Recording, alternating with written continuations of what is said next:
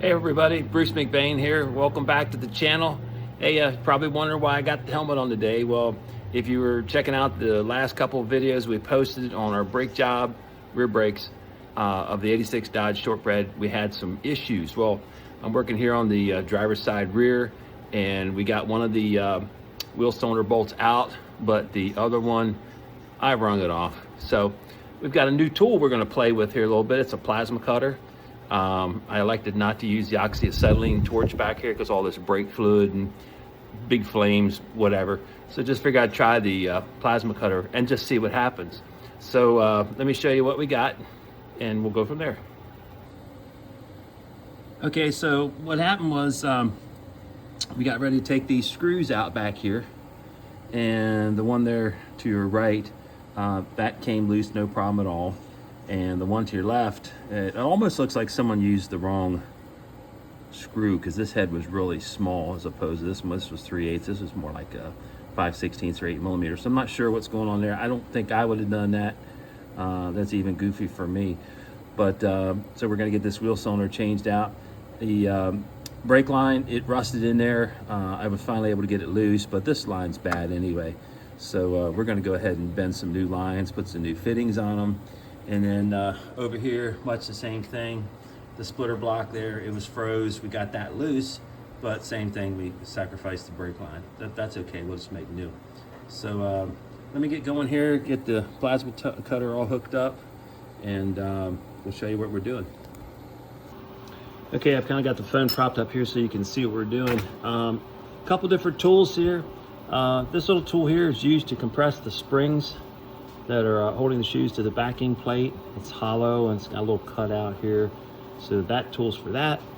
And this here, same thing, but a little different. It can't be the same thing then. This is to remove the spring up here, and then you flip it over, and this is used to put it on. So let's give it a whirl.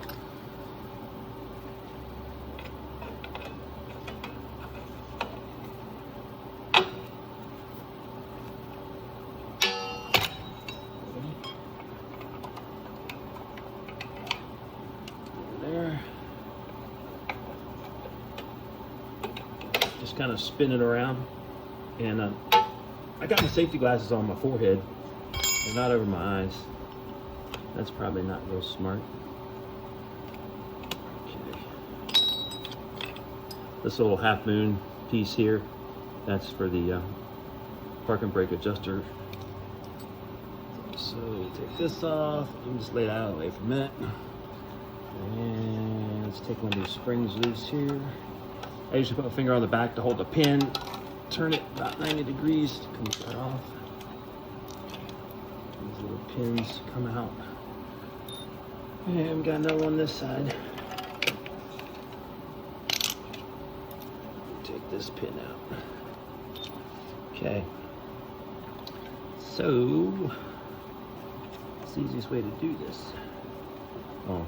This little bridge here comes off, and I'm trying to keep from tearing this whole thing off the backing plate just because it's less work.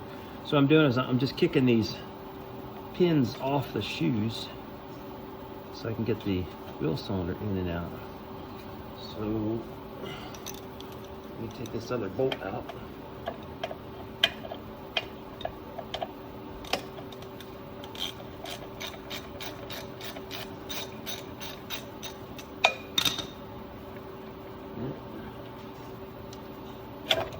Hey, lucked out. Check that out.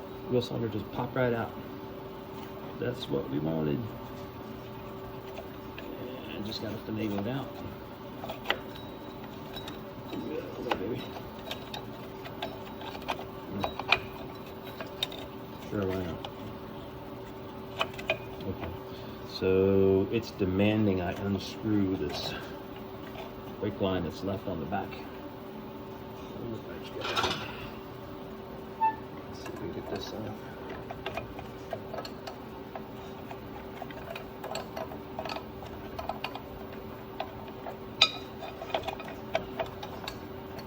Of course, everything's rusty and sticky, but that's okay.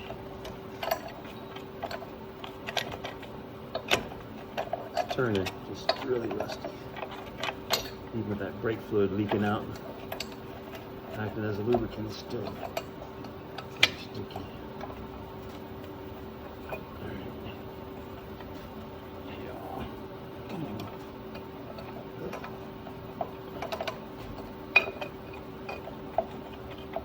Almost got it. It's going to fight to the bitter end, but that's okay. We're going to win eventually.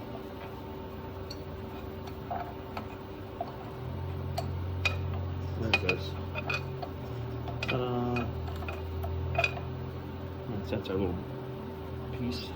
So let's take this out. It should come right in. Famous last words. Huh? Okay. So there's our wheel cylinder. Watch out there. Melted that bolt right off. That's what we wanted. Yeah, didn't hurt the backing plate. Okay, so let me get a few things together here and then we'll start putting it back together. Okay, I went ahead and popped the wheel cylinder in. I didn't put the pins in it yet because I still got a couple more things to do. I'm gonna try something a little different today. This is assembly lube, and the screws they give me are these little bitty 7/16 headed screws, and just gonna put a dab of that on the threads. Reason being, if I ever want to take it apart again, it'll keep it from freezing. I thought about anti-seize, but that stuff is so messy sometimes. It's kind of an experiment, see how this goes. So I got one in, put one on the other one here, put this one in. Just doing finger tight right now. Okay, so far so good. So here's the pins I was telling you about. I'm gonna put a little bit of lube on those too, just a tiny bit, because they have to pass through a rubber grommet. Stuff's sticky, and I don't want to touch the shoes. That would be cool. So get this. Might be easier to put it on the shoe first, and then use the shoe to push it in. Like that. Perfect. Okay, and go to the other one. Turn a little bit on there.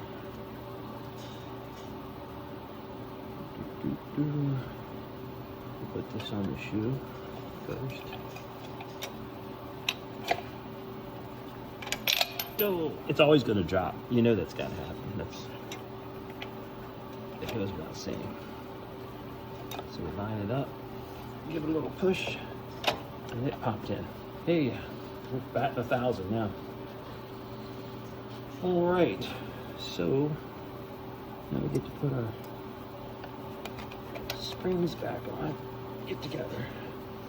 Inside that wheel cylinder, there's a spring and a couple cups, and it's just a hydraulic piston. But when you put it up on the vehicle, you just want to make sure it's squared up. And one end's not hanging out, and what have you, because you could possibly overextend it, pop it out. That wouldn't be good. All right, so let's get this on there.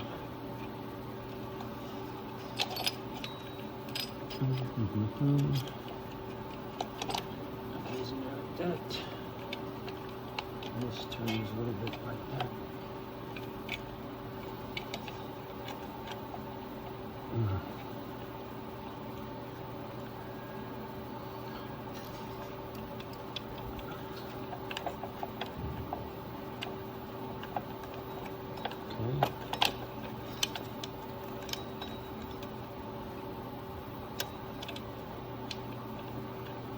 Oh, I'm dumb.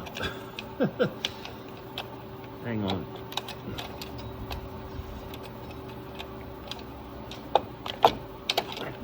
Let go.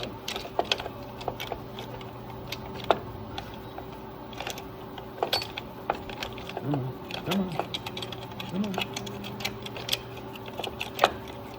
Sure.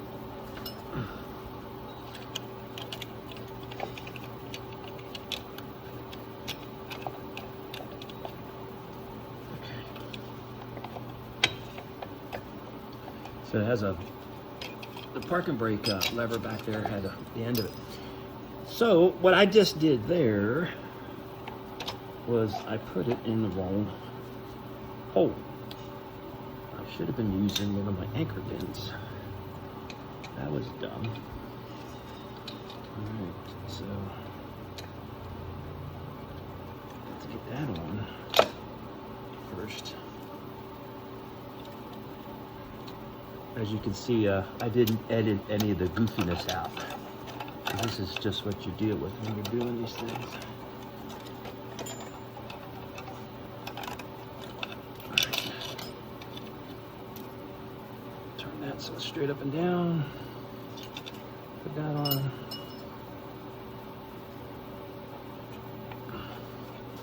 Once you get one on here, it's not too bad. So it has a slot in it. And once you put it over the slot, you just want to turn it a quarter of a turn, it locks it on there. So let's learn from our mistakes and put this other side together.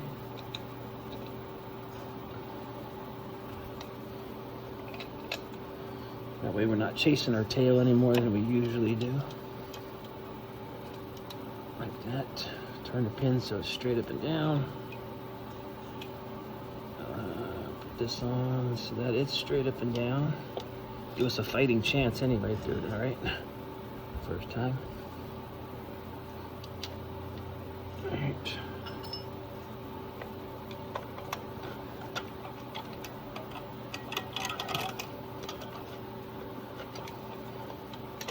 Yeah. Oh, I had it and I turned it too far. Okay.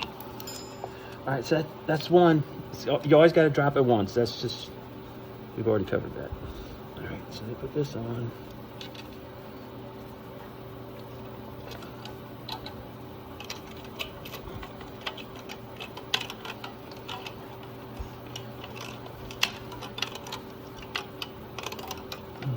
Okay. All right.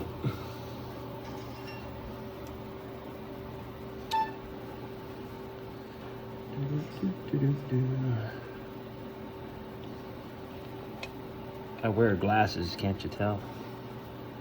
Of course, I don't have them on. I'm trying to be cool. I'm too old to worry about being cool. All right. There we go. Come on.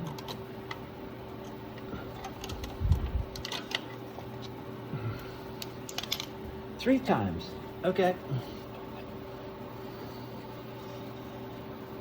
All right.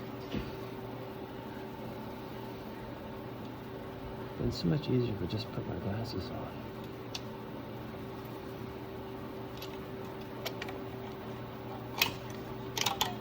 There we go. Yep, got it. All right. Sorry about that. So we got those on, those on, those on. This, oh, our little crossbar. I call it a crossbar. It's probably got some fancy name. Positive retainment fastener or something. Okay. So,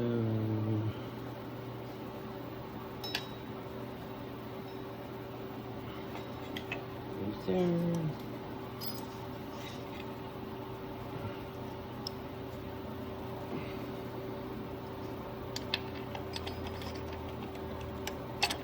That up in there. All right.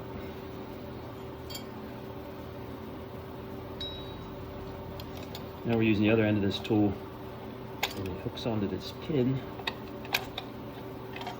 In a perfect world, it just snaps up on there. Now, one thing I did there I shouldn't have done is had my finger anywhere near that spring, because if it had slipped, it would have punched a hole in my finger. Don't ask me how I know that. Yeah, okay. So this follows this little track like that, and this other end hooks onto the adjuster. This is what actually moves the arm when it needs to adjust with more brakes. So let me move you a little closer so you can see that. Hopefully you can see that. See how it moves that arm and turns the wheel? Okay. All right, so there's that one. Ugh. Muscles are a little stiff today. I was working on cutting up an old RV. Boy, what a chore. It was left on my family's property, and it got full of mice and cats and all kinds of stuff, ants, wasps, and I spent off and on 2 days trying to cut it up with a reciprocating saw, skill saw with a metal blade. We talk about the nails and the screws. All right, so we got that on. What I always do is just give it a couple little with the hands, make sure that's on there square. I'll be back to you in a second. Let me do a couple more little things, some cleaning. No sense showing you that, and we'll take on to the brake lines. That's it. Okay, we're back over here now, getting ready to make our brake line up. Sorry about the video quality. I still got to get one of those tripods, what have you. So here we go. This is a cool little tool here. I believe I got this from Eastwood, or might have got it from that jungle store we're all familiar with. But either way, it has a turret on the top that gives you the different kind of flaring options for what you're working on. In our case, we're working with 3/16 line, and when we're done, we want an inverted flare, not a bubble flare. That's more like the newer cars with the metric fittings and blah, blah, blah. This is old school. So we'll go ahead and put our turret on here, set it for 3/16.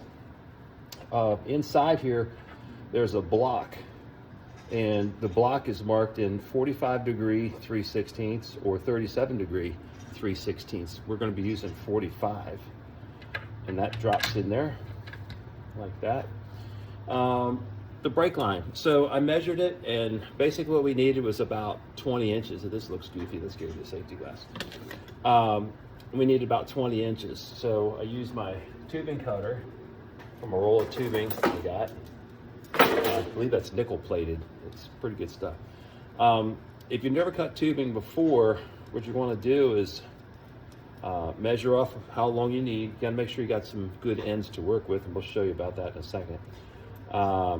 But when you put your cutter on there, run it down to where it just comes in contact to where you want to cut at, and then give it just about a quarter of a turn and spin it a couple times, and you'll feel the cutter become loose. Well, that means you've already cut part of the tubing, just not all the way. So then you give about another quarter of a turn, and so on and so forth. Keep doing that, spinning it each time. Sometimes I go as many as 2 times. And the reason being, if you go a little slower, you end up with a better cut on the end. And I only use the cutter that comes in the kit because I keep it short. I don't use it for plumbing around the house or anything like that. And there's no need to put oil in it. You probably could, but so there's that. Once you've done that, I do another little trick. This is just a cheap pick. You can get it one of the local hardware stores. But after you've cut it, you'll notice the inside of the tube. The inside of the tube is not perfectly round like that. It's kind of jagged and malformed. So what I do is I put the pick down inside the tube and just kind of move it around a little bit. And we're not really removing metal, but what we're trying to do is pushing back what's already there. This tubing is relatively soft, and I'll do that on both ends. Of course, we're going to clean it out when we get done. But once you've done that, One other step I do is just take a piece of like 180 grit or 220, 320, anything like that on a block of wood, and just kind of dress the end of the tube a little bit. Okay. All we're trying to do is make this a nice, clean, flat surface. Reason being, this is a good little tool, but it makes it so much easier if you just go a couple little extra steps. You'll have a nicer job. I think you'll be pleased with that. So there you go. We'll put the fittings on after the first flare, but you got to make sure you got your fittings on before you do your final flare, or you're going to be cutting this apart and starting all over again. So what we do is we put our tube in first, put our block, make sure the 45 and the 45 are matching. Okay. All right. Then this bail will come over the top, and this pin locks the bail. Like that. So I'm going to take this down just a tiny bit till it just barely touches.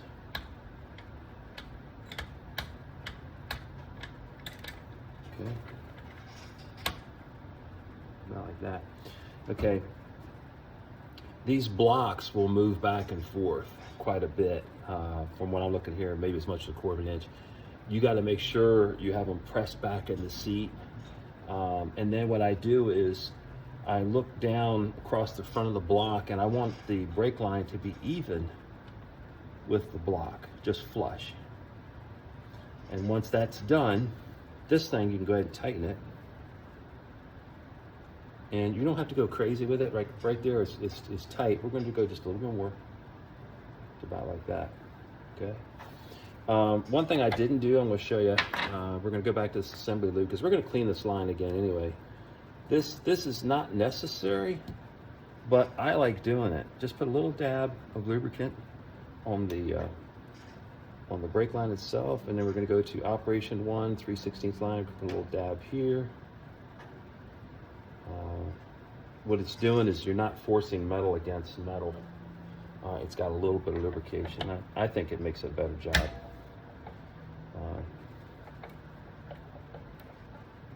Okay, so that's down in there. So once that's done, operation 1. So we got a lever here. We're going to push the lever, and what it's going to do, it's going to flare that line out with its initial flare. Okay. Right about like that.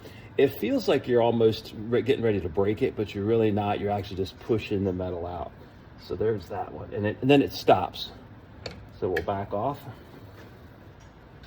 All right, then we're going to turn this to operation 2 for the 3/16 line. Like that.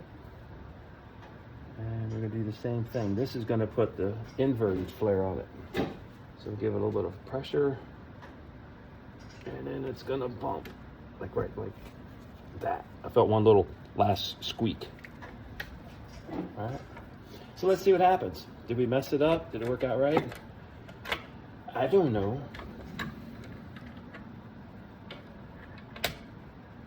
Wow. That's really cool. So check that out. Yeah. Came out perfect. At least it looks like it's perfect. So let's go one step further. Take one of our fittings, slide our fitting down over the line. Oh, that's money. Woohoo! Yeah, I like that. All right, so one end's done. So let's go to the next end. I've already dressed this up, did that off camera. So we'll go ahead and put our line back down. Whoops, let's go back to operation 1 for 3/16. We'll lay our tube in there. Of course, the block's gonna slide around, we know that. And 3/16, 45 degree, that goes that way. All right, bring our bail over the top. The pin slides through the bail. Run this down till it just barely touches. Back our line off so it's just even with the clamp blocks. Right about. slid too far. Yeah, it looks pretty good.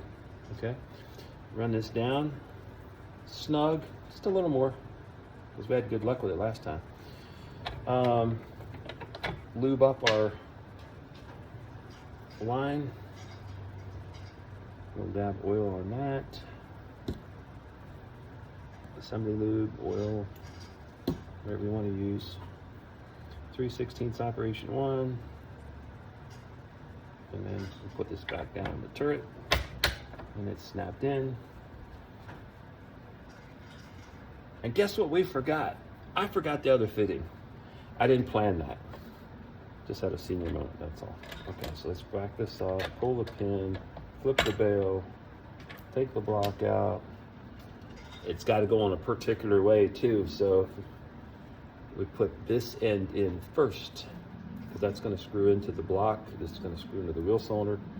And we'll just run this back down the line a little bit. So you should see both nut ends touching. All right, don't do like I do. So 45, 45, that goes in here. Flip the bail over, move the pin to lock the bail, move the brake line out till it's flush with the block, turn the clamp till it's just snug, and go just a little bit more like that. All right, operation 1. Let's see what happens. And when you're doing this, just watch and make sure there's a pin that centers itself into that line. Make sure that pin goes in that line. If it's crooked, mess the line up. It might even break the flaring pin, I don't know. So here we go, let's see what happens. So we got some resistance, it's moving, moving, moving, moving. And then it just stopped. There's like one more little bump and then it stopped. So we'll back that off. Now we're going to operation 2. The 3/16 line. Going nice and slow. Same thing. It's moving. And then it crept a little bit more. Yep, there it goes. So that's what'll get you, is that extra little creep. It's not finished flaring. This just takes that much force. So let's see if we did good or not. Get the bail out of the way. Our blocks. And where's our rag at? I think this one's bunny too. Oh man. We got it going on. We got it going on. Nice. Okay, folks, let me pick up some tools here, and then let me get this line on. I'll be back to you in just a minute. Okay, everybody, sorry about that. The battery died on the phone. Couldn't wait for it to charge up, so I just went in and put the line back on, bled it down. Everything is good. Threw a little black paint onto the brake drum to make it look better. And she's back up and running again. Hey, thanks for hanging out, staying a while. I appreciate all the input from you guys and ladies. Anything you'd like to see in the future, send me a message and I'll see what I can do. We still have the fenders to put on the old Dodge truck here. That'll be coming sometime soon, but before that, we'll probably be working on the ladder bars. So as always, have a great weekend. Be safe out there. Like or subscribe. We'd appreciate it. Take care.